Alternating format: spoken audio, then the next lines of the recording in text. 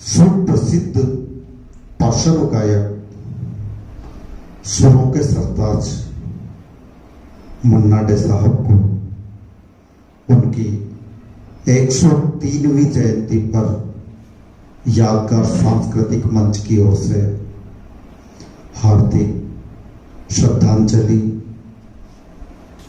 हम याद कर रहे हैं मन्ना डे साहब को उनकी 103वीं जयंती पर। ऐसी शख्सियत को किसी प्रकार के परिचय की आवश्यकता नहीं, और इनके बारे में बताना प्रारंभ करें तो कहाँ अंत हो, संभव ही नहीं। इनकी गाथा, इनके कृतियां, इनका गायन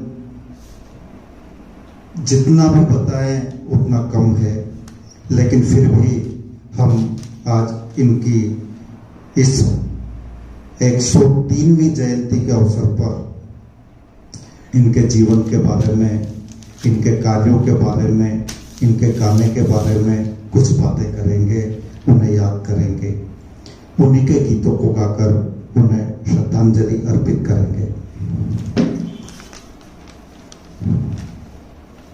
ये महान हस्ती अवतरित हुई इस धरती पर 1 मई 1919 और 94 वर्ष 6 माह का जीवन इन्होंने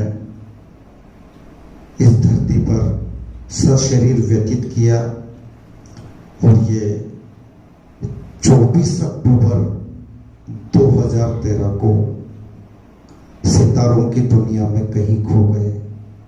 लेकिन सशरीर ये हमारे बीच में न हो, लेकिन इनके गीत रहती दुनिया तक गूंजते रहेंगे। इनके प्रशंसक इनके गाए गीतों पर झूमते रहेंगे, नाचते रहेंगे, इनके गीतों को गुनगुनाते रहेंगे, गाते रहेंगे। ये शख्सियत रहती दुनिया तक लोगों को भुलाए नहीं भूलेगी। ये रहती दुनिया तक इनके गीत गूंजते रहेंगे। जहां मन्ना डे साहब को भारत सरकार के सर्वोच्च पद्म पुरस्कारों में से पद्म भूषण और पद्म श्री से नवाजा गया, वहीं ने फिल्म इंडस्ट्री के सर्वोच्च पुरस्कार दादा साहब फाल्के पुरस्कार से भी सम्मानित किया गया। वर्ष के सर्वश्रेष्ठ गायक के नेशनल फिल्म फेयर अवार्ड से इन्हें मेरा नाम जोकर फिल्म के गाए हुए गीत ए भाई जरा देख के चलो, आगे ही नहीं पीछे भी, दाएं ही नहीं बाएं भी, इस गीत को इन्होंने इतनी खूबसूरती से सजाया, अपनी आवाज से इस गीत को जीवंत किया कि ये गीत हमेशा हमेशा के लिए अमर हो गया। और इस गीत के लिए इन्हें वर्ष के सर्वश्रेष्ठ गायक का नेशनल फिल्म फेयर अवार्ड प्राप्त हुआ। मन्ना डे साहब ने हर संगीतकार की धुनों को अपनी आवाज से सजाया, और हर छोटे से छोटे अभिनेता से लेकर हर बड़े से बड़े अभिनेता को अपनी आवाज दी। मशहूर कॉमेडियन महमूद को जो गीत फिल्माए गए हैं उनमें से अधिकांश गीत मन्ना डे साहब ने ही गाए हैं। यानी महमूद साहब की आवाज एक तरीके से यूं कहा जाए वो मन्ना डे साहब की आवाज ही थी।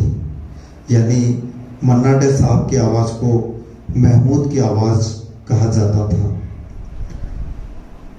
महमूद के लिए उन्होंने बिल्कुल कॉमेडियन अंदाज में, हल्के फुल्के अंदाज में कई गीत गाए।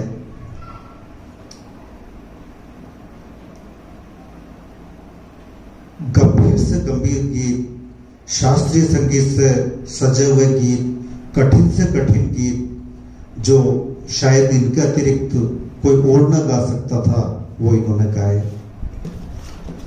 मोहम्मद रफी साहब ये कहा करते थे मन्ना डे साहब के लिए कि मेरे गीत दुनिया सुनती है, लेकिन मैं केवल मन्ना डे साहब को सुनता हूँ।